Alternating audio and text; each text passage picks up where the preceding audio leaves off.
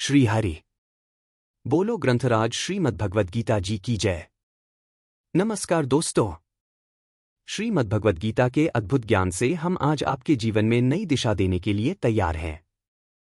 आज का श्लोक 55 है, जिसमें श्री कृष्ण अर्जुन के प्रश्न का उत्तर देते हुए समझाते हैं कि कैसे एक स्थिर बुद्धि वाला व्यक्ति अपने मन के सभी कामनाओं को त्याग देता है और आत्मा में स्थिर रहता है।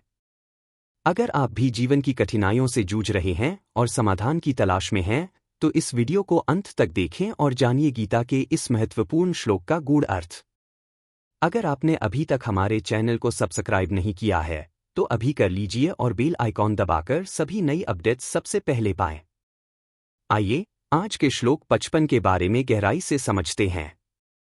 पिछले वीडियो में हमने अर्जुन के 4 महत्वपूर्ण प्रश्नों की चर्चा की थी, जिसमें उन्होंने श्री कृष्ण से स्थिर बुद्धि वाले व्यक्ति की पहचान के बारे में पूछा था। श्री कृष्ण ने श्लोक 55 में इसका उत्तर दिया, जिसमें उन्होंने बताया कि कैसे एक स्थिर बुद्धि वाला व्यक्ति सभी सांसारिक कामनाओं का त्याग कर आत्मा में स्थिर रहता है। भगवद गीता अध्याय 2 श्लोक 55 इंच। श्री भगवान उवाच। श्लोक 55।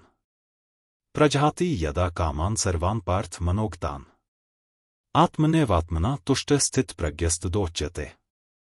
श्री भगवान बोले, पार्थ हे पृथानंदन, यदा जिस काल में साधक मनोगतान मन में आई सर्वान संपूर्ण कामान कामनाओं का प्रजाति भली भांति त्याग कर देता है और आत्मना अपने आप से आत्मनि अपने आप में एव ही तुष्ट संतुष्ट रहता है, तदा उस काल में वह स्थित प्रज्ञ स्थिर बुद्धि उच्यते कहा जाता है। व्याख्या गीता की यह एक शैली है कि जो साधक जिस साधन कर्मयोग भक्तियोग आदि के द्वारा सिद्ध होता है, उसी साधन से उसकी पूर्णता का वर्णन किया जाता है। जैसे भक्तियोग में साधक भगवान के सिवाय और कुछ है ही नहीं ऐसे अनन्य योग से उपासना करता है। 12वें अध्याय का 6ठा श्लोक। अतः सिद्धावस्था में वह संपूर्ण प्राणियों में द्वेष भाव से रहित हो जाता है। 12वें अध्याय का 13वां श्लोक। ज्ञान योग में साधक स्वयं को गुणों से सर्वथा असंबद्ध एवं निर्लिप्त देखता है। 14वें अध्याय का 19वां श्लोक। अतः सिद्धावस्था में वह संपूर्ण गुणों से सर्वथा अतीत हो जाता है। 14वें अध्याय के 22वें से 25वें श्लोक तक। ऐसे ही कर्मयोग में कामना के त्याग की बात मुख्य कही गई है।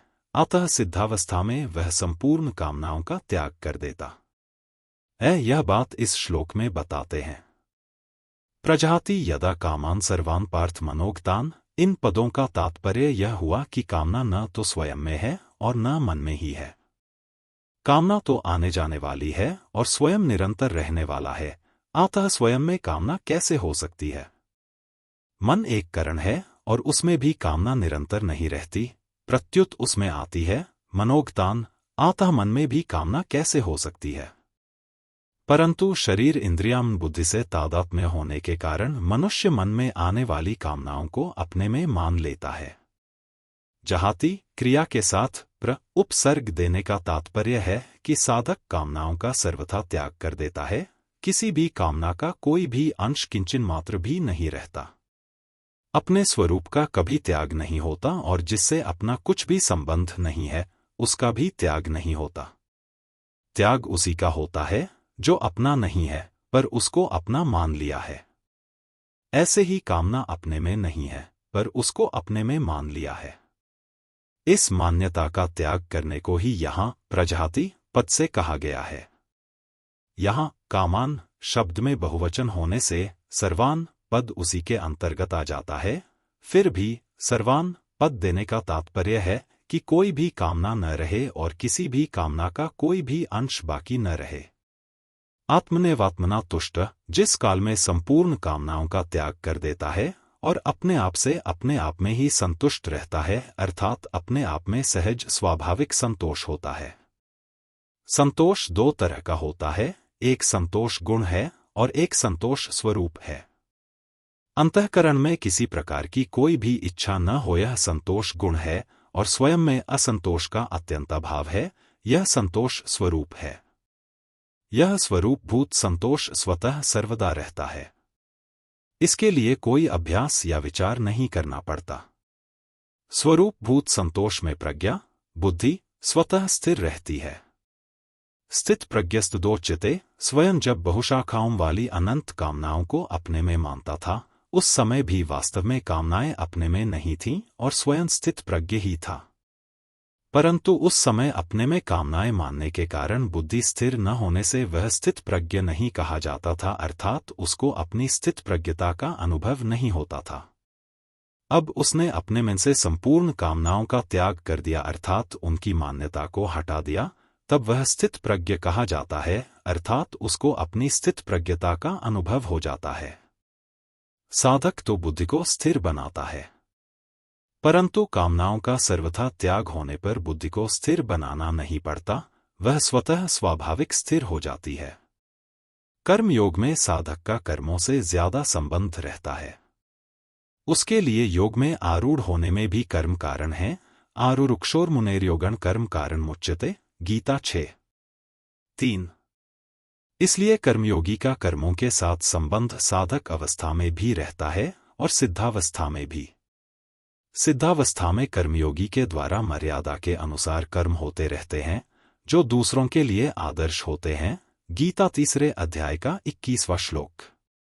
इसी बात को भगवान ने 4 अध्याय में कहा है कि कर्मयोगी कर्म करते हुए निर्लिप्त रहता है और निर्लिप्त रहते हुए ही कर्म करता है। कर्मण्य कर्म यह पश्येत कर्मणि च कर्म यह 4:18। भगवान ने 53वें श्लोक में योग की प्राप्ति में बुद्धि की 2 बातें कही थीं। संसार से हटने में तो बुद्धि निश्चल हो और परमात्मा में लगने में बुद्धि अचल हो, अर्थात निश्चल कहकर संसार का त्याग बताया और अचल कहकर परमात्मा में स्थिति बताई। उन्हीं 2 बातों को लेकर यहाँ यदा और तदा पद से कहा गया है कि जब साधक कामनाओं से सर्वथा रहित हो जाता है और अपने स्वरूप में ही संतुष्ट रहता है, तब वह स्थित प्रज्ञ कहा जाता है। तात्पर्य है कि जब तक कामना का अंश रहता है तब तक वह साधक कहलाता है, और जब कामनाओं का सर्वथा अभाव हो जाता है तब वह सिद्ध कहलाता है। इन्हीं 2 बातों का वर्णन भगवान ने इस अध्याय की समाप्ति तक किया है, जैसे यहाँ प्रजाति यदा कामान सर्वान पदों से संसार का त्याग बताया और फिर आत्मनेवात्मना तुष्ट पदों से परमात्मा में स्थिति बताई। 56वें श्लोक के पहले भाग में 3 चरणों में संसार का त्याग और स्थित धीर मुनिया पद से परमात्मा में स्थिति बताई। 57वें और 58वें श्लोक में पहले संसार का त्याग बताया और फिर तस्य प्रज्ञा प्रतिष्ठिता पदों से परमात्मा में स्थिति बताई। 59वें श्लोक के पहले भाग में संसार का त्याग बताया और परम दृष्टवा पदों से परमात्मा में स्थिति बताई। 60वें श्लोक से 61वें श्लोक तक पहले संसार का त्याग बताया और फिर युक्त आसीत मत्परः आदि पदों से परमात्मा में स्थिति बताई। 62वें से 65वें श्लोक तक पहले संसार का त्याग बताया और फिर बुद्ध्यः पर्यवतिष्ठते पदों से परमात्मा में स्थिति बताई। 66वें से 68वें श्लोक तक पहले संसार का त्याग बताया और फिर तस्य प्रज्ञा प्रतिष्ठिता पदों से परमात्मा में स्थिति बताई।